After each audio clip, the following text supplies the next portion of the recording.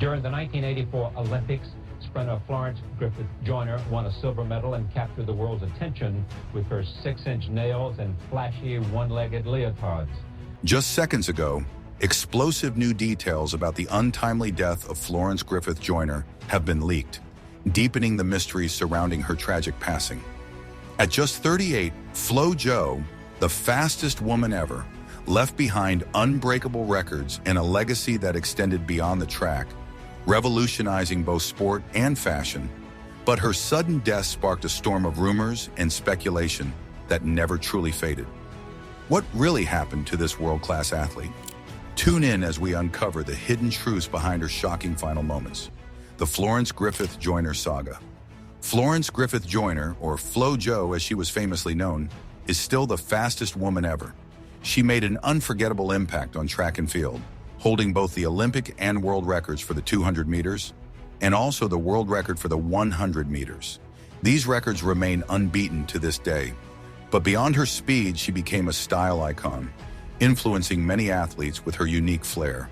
However, amidst her unparalleled success and the sparkle of her fame, a shadow loomed, carrying a secret that threatened to unravel everything she had worked so hard to build. Her path to greatness wasn't easy. The world was shocked when she passed away at just 38 years old, which led to all kinds of speculation about her sudden death. But before we get into that, let's take a closer look at Florence Griffith Joyner's life, a story that's both tragic and inspiring. She was born Florence Dolores Griffith, but those close to her called her Dee Dee.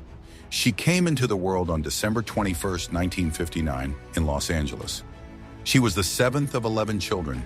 Her mother worked as a seamstress, and her father was an electrician. When her parents divorced at the age of 6, Dee Dee and her siblings moved with their mother to Jordan Downs, a tough neighborhood in the Watts area of LA. Even in these difficult circumstances, Dee Dee's determination never wavered. Raised mostly by her mom, she found her passion for sprinting at the age of 7. She would race jackrabbits in the California desert during visits to see her dad. Sports took over her heart, but fashion always had a special place for her. Before she could play outside with her brothers, she made sure her hair and outfit were just right. For Dee Dee, looking great was just as important as performing well, something she believed in from a young age. But this wasn't the hardest part. Growing up in a big family, Dee Dee learned how to stand up for herself. Playing with her brothers was tough. They would knock her down, and she knew if she cried, she couldn't keep playing.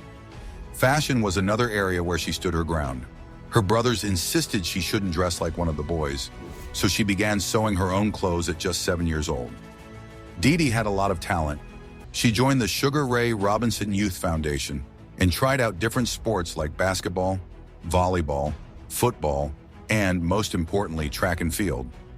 Her athletic skills were clear early on. By the time she was 14 and 15, she had already won the Jesse Owens National Youth Games 2 years in a row. While attending Jordan High School in LA, she set records in the long jump and sprint events, always standing out with her signature style. Flo-Jo even convinced her relay team to wear long tights with their track uniforms, starting a trend before she was famous. Her standout performance during her senior year at the CIF state meet caught the attention of Cal State Northridge coach Bob Kersey. This moment changed everything for Dee Dee. After graduating from high school in 1978, she attended Cal State Northridge and thrived under Coach Kersey's guidance. However, financial struggles forced her to drop out and take a job as a bank teller, putting her Olympic dreams on hold. By 1980, Kersey had moved to UCLA and found the financial support Dee Dee needed to continue her training. She narrowly missed making the Olympic team that year, finishing 4th in the 200-meter final at the U.S. Olympic trials. But even though the U.S. boycotted the 1980 Olympics, the trials proved to be a blessing. It was there that she met Al Joyner, a triple jumper who would later become her husband and an Olympic champion in his own right. Griffith Joyner's journey gets even tougher as she trains with legends and faces new challenges. The unseen trials of track legends returning to UCLA, Griffith Joyner trained hard under Kersey and alongside Al's sister, Jackie Joyner Kersey, who would also become one of the greatest athletes in history. But that wasn't even the toughest part of her journey. Jackie's heptathlon world record still stands today. making the Griffith Joyner family one of the most famous in U.S. sports history. Al, while at Arkansas State, admired Jackie from afar as she trained and improved her skills to become a global competitor. In 1982, she won the NCAA title in the 200 meters, finishing in 22.39 seconds. In the following year, she won the 400 meters in 50.94 seconds. These victories helped UCLA secure back-to-back national championships. Along the way, Jackie earned a degree in psychology and placed fourth in the 200 meters at the 1,983 World Championships, proving she was ready for the world stage. In 1984, Jackie competed in her first Olympics, held in Los Angeles, and thrilled the hometown crowd by winning a silver medal in the 200 meters. Despite the success, track and field didn't pay much at the time, so athletes like Jackie had to find other ways to make a living. She couldn't train full-time and had to take a job as a bank teller. On the side, she started a small business, doing detailed braids and nails for her friends, charging between $45 and $200 for her services. But this wasn't the hardest part. In 1987, Jackie felt the pull of the track once again and returned to full-time training. That year, she won another silver medal in the 200 meters at the World Championships in Rome, showing that she hadn't lost her competitive edge. She was ranked second in the world for the 200 meters, although she only ranked seventh in the U.S. for the 100 meters. While her athletic career was taking off again, her personal life was also flourishing. Al proposed to Jackie on July 17, 1987, and they planned a wedding for the next year. However, after an earthquake in October, they decided to elope and got married in Las Vegas on October 10, 1987, solidifying their place as a powerhouse track and field couple.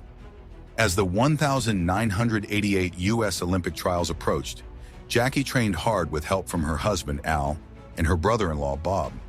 She was making steady progress and ran a personal best of 10.96 seconds in the 100 meters at the Cologne Grand Prix in 1,987. By June 1,988, she improved her time to 10.89 seconds in San Diego, but she was still behind the American record holder, Evelyn Ashford. In a final tune-up race before the trials, she ran 10.99 seconds. Not bad, but not record-breaking either. Then came the real surprise. At the U.S. Olympic trials, Jackie shocked everyone. In her quarterfinal race, she set a new world record for the 100 meters, running it in 10.49 seconds. This was 0.27 seconds faster than the previous record, which was the biggest margin anyone had ever broken a world record by. During the trials, she recorded the fastest 3 times ever in the 100 meters. 10.49 in the quarterfinals, 10.70 in the semifinals, and 10.61 in the finals. She also set a new American record in the 200 meters, finishing in an incredible 21.77 seconds. Within just 2 days, Jackie had changed women's sprinting and positioned herself as the star of the upcoming 1,988 Olympics. But this wasn't the end of the controversy. Her 10.49-second 100-meter record at the 1,988 trials is still the biggest improvement in a world record since the start of electronic timing. However, there has been ongoing debate about the validity of this record. The wind gauge at the time showed 0.0 meters per second, indicating no wind at all, but many believe this was an error since other nearby events were recording strong winds. Despite this, Jackie's record still stands as one of the greatest performances in track history. The debate heats up as record-breaking sprints lead to questions about the equipment used on the track, exposing the mystery of Flo-Jo's unbreakable records. On the racetrack, many believe that a problem with the equipment caused the strange results. Investigations by the IAAF and several independent groups found that a strong, illegal tailwind of 5 to 7 meters per second was likely present when Flo-Jo set the record. Even so, the IAAF did not cancel her performance. The International Athletics Annual admitted there was strong wind help, but still listed it as the official world record. Amazingly, the next day, Flo-Jo ran the 100 meters in 10.61 seconds, and this time, there was no wind issue. That run is considered one of the fastest clean sprints ever. Her record stood until the 2020 Olympics, when Elaine Thompson-Herah from Jamaica tied it in the 100-meter final. But this wasn't the most shocking part. Soon after, Thompson-Herah went even faster, running 10.54 seconds at the Eugene Diamond League. This was the second fastest time ever in the women's 100 meters, just behind Flo-Jo's iconic record.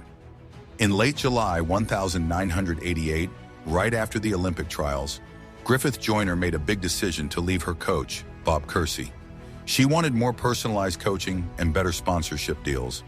Part of the reason she left was that Kersee required his athletes to use his management services too, which she didn't like. She signed with a new personal manager, Gordon Baskin, and this meant she also needed a new coach. So she moved her training from UCLA to UC Irvine, where her husband, Al, became her main coach. By the time the 1988 Summer Olympics came around, she was expected to win the sprints, and she didn't let anyone down. In the 100-meter final, she ran an incredible 10.54 seconds, beating the former world record holder, Evelyn Ashford, by 0.3 of a second. In the 200 meters, she set a new world record of 21.56 seconds in the semifinals, only to break it again in the final with a time of 21.34 seconds. Both of her records in the 100 meters and 200 meters still stand today. But her achievements didn't stop there. Flo-Jo helped the U.S. team win gold in the 4x100 meter relay and grabbed a silver medal in the 4x400 meter relay. This marked her debut in that longer distance at an international competition. By the end of the 1988 Olympics, she had earned 4 Olympic medals, 3 golds and 1 silver. This made her the second most decorated female track and field athlete at the time, just behind Fanny Blankers-Koen, who won 4 gold medals in 1948. In February 1989, at the peak of her career, Griffith Joyner shocked the world by announcing her retirement from competitive racing. She said she wanted to explore new business opportunities outside of sprinting. Not long after retiring, she received the James E. Sullivan Award as the top amateur athlete in the United States for 1988, further proving her place as one of the greatest sprinters and athletes in American history. After her Olympic success, where she set world records in both the 100 meters and 200 meters, Griffith Joyner became a worldwide star. In the weeks that followed, she took full advantage of her new fame, especially in Japan, where she became extremely popular. These endorsement deals brought in millions of dollars, making her a big name in the sports world. But this wasn't her only venture. After setting records, Griffith Joyner changes the game with her style and business moves, where athletics meets high fashion. Florence Griffith Joyner, known for her creativity and flair, made an impact not just with her athletic skill, but also with her unique sense of fashion. In 1989, she combined her love for style and sports by designing basketball uniforms for the Indiana Pacers. Her talent for blending fashion and sports stood out again on November 13, 1990, when her daughter Mary was born. Just like her mom, Mary had a creative side, becoming skilled in gymnastics and also showing great singing talent, a dream Flo-Jo herself had once hoped to achieve. Florence didn't stop at sports and fashion. She also appeared on several TV shows. In one episode of the show, 227, she played herself.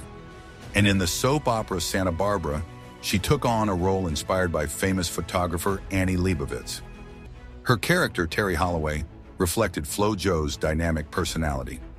Beyond TV, she made a big difference in promoting fitness and health. From 1993 to 1998, she co-chaired the President's Council on Physical Fitness, encouraging people to live healthier, more active lives. But this wasn't the biggest surprise. In a 1996 interview with Charlie Rose, she shocked everyone by announcing her plans to return to track and go after the world record in the 400 meters. She already held the world records for the 100-meter and 200-meter races. She trained hard for the U.S. Olympic trials, but sadly, tendinitis in her right leg ended her dream of holding 3 world records. Florence Griffith Joyner didn't just break speed records. She changed the way athletes thought about style. She often raced in outfits she designed herself, including one-leg bodysuits decorated with lace and bright bikini bottoms. Her long, colorful nails and bold racing outfits brought a new level of glamour to the track. These outfits weren't just clothes, they were an expression of who she was, showing that how you present yourself can enhance your performance. Her bold fashion choices inspired other athletes to show off their own unique styles. At the 1988 Olympic trials in Indianapolis, she wowed the crowd with her lace-covered bodysuits, proving that athletic wear could be both functional and feminine. But she wasn't just breaking records, she was also breaking boundaries, encouraging athletes to embrace their individuality both in sports and in life. Her influence didn't end with her own career. Years later, her impact could still be seen, like when Serena Williams, a 23-time Grand Slam champion, wore outfits inspired by Flo-Jo during the 2021 Australian Open. This shows just how much Florence Griffith Joyner's legacy lives on, not just in her speed, but also in her message that personal expression matters in sports and beyond. Florence Griffith Joyner faced a lot of scrutiny after her record-breaking performances at the 1988 U.S. Olympic trials. When she competed in the Seoul Olympics that same year, fellow athletes like Haim Cruz and Ben Johnson raised concerns about how quickly her times had improved. Just 1 year earlier, her best time in the 100 meters was 10.96 seconds. But in 1988, she shaved nearly half a second off that time. Her 200-meter performance also improved dramatically, setting a world record that still stands. Flo-Jo said her improvements came from new training methods, though not everyone believed it. Her husband, Al Joyner, who became her coach, shifted her focus to strengthening her lower body with more intense exercises like squats and lunges. Despite her success, controversies and suspicions about drug use cast a shadow over her achievements. The shadows behind Flo-Jo's legacy. But the controversy didn't end there. In 1989, things got even more heated when a former teammate, Daryl Robinson, claimed he sold Flo-Jo growth hormones and said she had considered spending money on improving her performance. Robinson also accused coach Bob Kersey and athlete Carl Lewis of being involved in similar activities, though he never provided any real proof.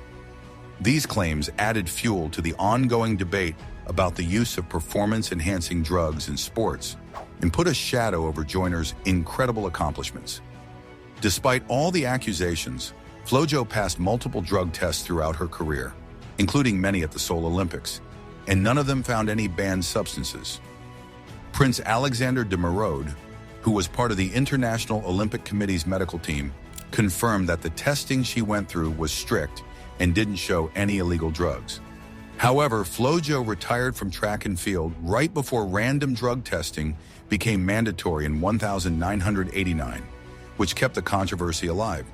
Her life took a tragic turn when she unexpectedly died in her sleep on September 21, 1998, at the age of 38, in her home in Mission Viejo, California.